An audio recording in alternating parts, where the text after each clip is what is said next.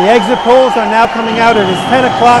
You can hear from the din behind me. We're going to focus on the television screens back behind me so we can see as the exit polls come out and see just exactly where the Likud stands in relation to the rest of the parties running for the Knesset. Once again, the right-leaning parties have 61 seats.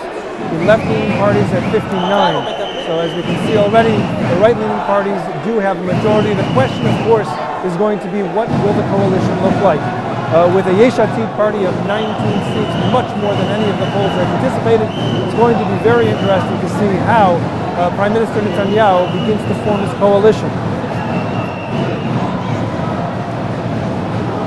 Just to recap, once again, that is 31 seats, far less than the Prime Minister had hoped for when he first did the merger, when they first merged the Israel Beitenu party of Avigdor Lieberman, the Foreign Minister, and the Prime Minister. We'll be back in another 5 minutes with more information, ongoing live broadcast. Thanks, stay with us. Hear me, it's an amazing, obviously a show, tremendous energy that is here in the room. It is somewhat, I would have to say, somewhat made it a little bit by the fact that Likud Beitenu party has only come away with 31 seats, as the exit polls have now told us. It is something that is very disconcerting, I have to say, for the Prime Minister. It's going to be interesting to see how he puts his coalition together. Once again, just to recap, the Likud with 31 seats, Bayit Yehudi, that was Naftali Bennett's party, with 12 seats. Yesh Atid, a surprise, with 19 seats. Shas with 12 seats. Avodah Labor Party 17. Tzipi Livni Party Ha'Tenuah with 7. Kadima actually did not pass the threshold to be in the next Knesset. The Arab parties altogether 11 seats. Meretz has increased their strength from 3 seats prior to 7 seats in this upcoming in the 19th Knesset. Yahadut HaTorah, the Haredi party, also with 6 seats. And once again, as the break down the math, I actually haven't done the math, but I'm trusting the numbers here, that the right-leaning parties with 61 seats, the left-leaning parties with 59 seats. Yesh Atid is going to play a very, very important role here if Yair Lapid decides to join up with the coalition. If Bibi and Yair Lapid can just come together. Based on the statements of what Yair Lapid has said, what do you think about that? I think that Yair Lapid is going to be Bibi's first phone call tonight, try to work something out. They have a lot in common, and I think he'll definitely be a significant role in the next government. I mean, it's going to be very. I don't see. There was talk earlier that perhaps there might be a coalition where the Prime Minister would have to reach out to the left-leaning parties. I don't think that's going to be the case now, with at least a slim majority of 61, not nearly as much as he was hoping for earlier on. But I agree with you. I would have to say the Yesh Atid party, with its surprisingly 19, is going to be a huge player. Remind me, Aaron, do you recall what Yair Lapid was saying during? Now, Yair Lapid, by the way, is the son of Tami Lapid, who is a virulent left-wing candidate, as I recall. Somewhat center-left. He was in the Sharon government. He was in the Sharon government, but he was not. He was extreme in his views towards the ultra-orthodox. But in terms of an incredible story, actually, Tami Lapid. This is Yair Lapid's father. Survived the death camps during the Holocaust, and I remember when he spoke at an AIPAC conference that I was at a number of years ago. He remembered that the most important thing to him, and I would imagine that he had passed these sentiments on to his son Yair, is that when he would fly and speak in the United States, fly over the country, he was amazed at how vast the country was when he had spent time hiding from the Nazis in something as small as an outhouse, and in the most disgusting of conditions, and yet he could see that he could fly across a land as large as the United States. When he came back home to Eretz Israel, to Mindat Israel, his thoughts were that once we have a land of our own, this is something that we can never give away.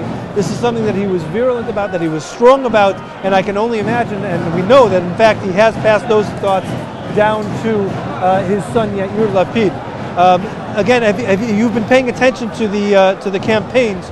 Tell me a little bit about what Yair Lapid has said over the course of the last couple of weeks and months. Yair Lapid, you can honestly say that he is a center party. From what I understand and I read, he's not a left-wing party. He does believe in making concessions to the Palestinians, but he also believes in keeping the settlement blocks, which in a certain sense is, similar to the Prime Minister, Benjamin Netanyahu, who speaks of a two-state solution. Their main focus is also the equal service to the country, which many people agree with, even in the Likud party. So there's a lot of synergy between the parties, and I think they'd be a pretty good fit. If you can get the Bayehudi in there, you have over 60 seats and a very nice, solid coalition. It's interesting you mentioned the two-state solution, which is something that has been talked about quite a bit ever since the Prime Minister mentioned it in the Bar Ilan speech a couple of years ago. A number of the Likudniks that we've spoken to, whether it's Bugi Ya'alon or Tzipi Chotovely, or a number of those that we've spoken to, have backed away from that statement quite a bit. And for the most part, while they recognize that the Palestinians are not going to be leaving anytime soon, that the Palestinian Arabs cannot be trucked out of the country as was once posited by a now illegal party, the Kaf party, and Kahana, Rabbi Meir Kahana. What they have said is that the last thing that they truly want to do is govern these people. And if they're able to not govern them and come up with a solution that would allow them to be where they are, allow us to be where we are, the settlement blocks and beyond, then they would be okay with that. And I believe that obviously is something that, I shouldn't say obviously, but hopefully that's something that Yair Lapid and the Yesh Atid party can live with. I don't know if that's something that the Bayit Yehudi, the Naftali Bennett party, can live with. Now, you live in Karnei Shomron, which is in Yehuda and Shomron, obviously. Why don't you tell us a little bit about the sentiment coming from there with respect to Naftali Bennett and how he is going to integrate himself into the coalition should it go that way, assuming it will go that way.